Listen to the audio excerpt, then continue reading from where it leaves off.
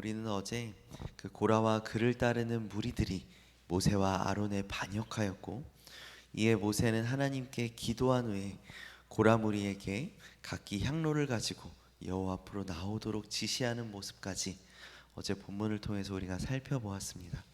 이어서 오늘 본문에서 모세는 아론과 반역자들과 함께 이제 여호와의 회막문 앞에 서서 누가 주님께 선택받은 지도자인지를 주님 앞에서 판가름을 받고자 합니다. 이제 여호와 회막문 앞에 서서 지도자 250명과 고라가 각각 불을 피운 향로를 들고서 이제 회막 입구에 서고, 또 아론도 자기 향로를 들고 이제 서 있습니다. 온 회중이 이제 지켜보는 가운데 주님의 영광이 그 가운데 나타났고, 하나님은 모세와 아론에게 온 회중을 진멸하겠다라고 말씀하십니다. 그리고 모세와 아론에게 회중에게서 멀리 떨어지라고 하나님께서 말씀하시지만, 모세와 아론은 바로 그 자리에 엎드려서 그들의 백성들을 위해서 중보하고 주님이 그 기도를 들으십니다. 그래서 주님은 반역한 사람들만 심판하실 것이라고 다시 말씀하시고, 이번에는 온 회중에게 고라와 다단과 아비람의 거처에서 떠나라고 말씀하십니다. 그리고 회중이 물러서자 주님은 땅을 갈라서 반역자들과 그들에게 속한 사람들을 산채로 죽은 자들이 있는 스올로 데려가시고, 또 향을 들고 섰던 지도자 250명을 불을 태워버리십니다. 오늘 본문에 나타난 하나님은 어떤 분이실까요? 바로 죄에 대해 심판하시는 하나님이십니다. 본문 30절입니다. 만일 여호와께서 새 일을 행하사 땅이 입을 열어 이 사람들과 그들의 모든 소유물을 삼켜 산채로 스올에 빠지게 하시면 이 사람들이 과연 여호와를 멸시한 것인 줄을 너희가 알리라. 모세가 30절에서 이 반역자들에게 일어날 일에 대해서 경고하였고, 이 경고를, 이 말을 마치기가 무섭게 본문 31절에서 35절에 하나님께서 그의 경고대로, 모세의 경고대로 지진과 불을 통해서 이 모세와 아론에게 반역한 자들에게 이 준엄한 심판을 내리심을 우리가 볼 수 있었습니다.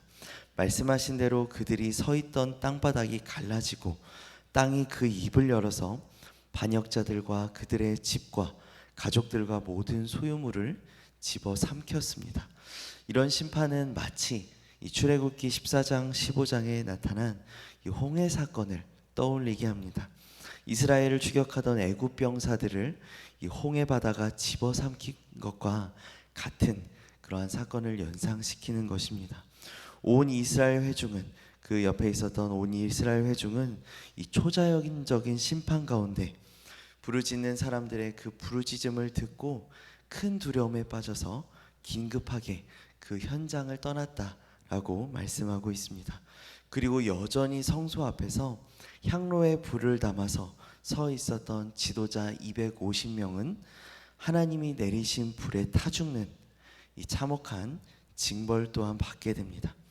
하나님의 심판은 이처럼 대단히 무섭고 단호하다는 것을 우리가 알 수 있습니다. 우리 역시 악인과 함께 어울리며 또 연합한다거나 그들의 생활 방식을 쫓는다면 그들과 동일한 결과를 맞게 될 것입니다. 따라서 성도는 어떠한 상황에서도 이 악인들의 편에 서지 않고 모든 불의에서 떠나야 할 것입니다. 죄에 대해서는 단호하게 징계하시며 또 심판하시는 하나님을 우리가 늘 기억해야 할 것이고, 하나님을 경외함으로 악을 미워하고 죄를 멀리하는 자들이 되기를 소망합니다. 그렇다면 오늘 말씀에서 우리가 어떤 부분을 적용할 수 있을까요? 성도는 모든 영혼을 위해서 끊임없이 중보해야 합니다.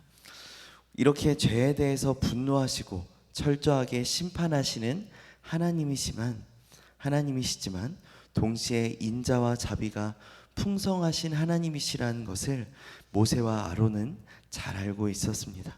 그래서 그들은 하나님의 분노 앞에서 나머지 백성들을 위해서 엎드려 긍휼을 구하는 모습을 우리가 본문에서 볼 수 있었습니다.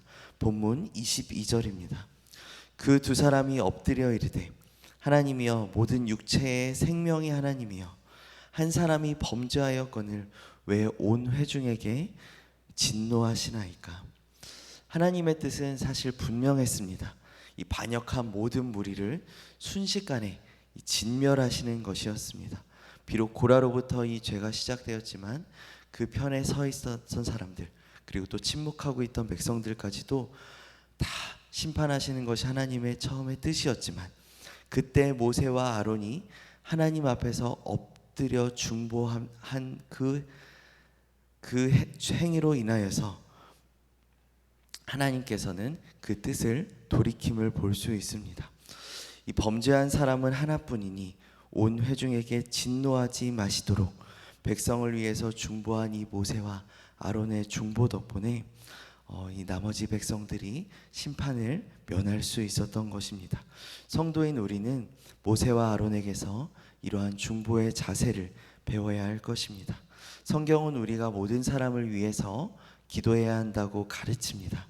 디모데전서 2장 1절을 쉬운 성경으로 보면, 첫째로 모든 사람을 위해 간구하며 기도하십시오. 다른 사람을 위해 중보 기도하는 것을 잊지 말고 감사하는 마음을 가지십시오라고 말씀하고 있습니다. 죄 가운데 빠진 영혼들을 향하신 이 하나님의 마음이 어떤 것인지 아는 성도라면 그들을 위해서 기도할 수밖에 없을 것입니다. 사랑하는 새누리 성도 여러분, 하나님은 지금도 하나님의 은혜와 자비에 호소할 이 중보 기도자를 찾고 계십니다. 이제 우리가 할 일은 모세처럼, 또 오늘 본문의 아론처럼, 그리고 지금도 하나님 보좌 우편에서 우리를 위해서 중보하시는 예수님처럼 다른 사람을 위해서 중보하는 일을 쉬지 않는 것임을 우리가 꼭 잊지 마시길 바랍니다. 나를 사랑해 주는 사람뿐만 아니라 나를 미워하는 사람, 그리고 나를 비난하고 해하려 하는 원수까지라도 우리가 주님의 마음으로 간절히 중보하는 모든 성도님들 되시기를 주님의 이름으로 축원드립니다. 우리 시간 말씀을 붙잡고 기도할 때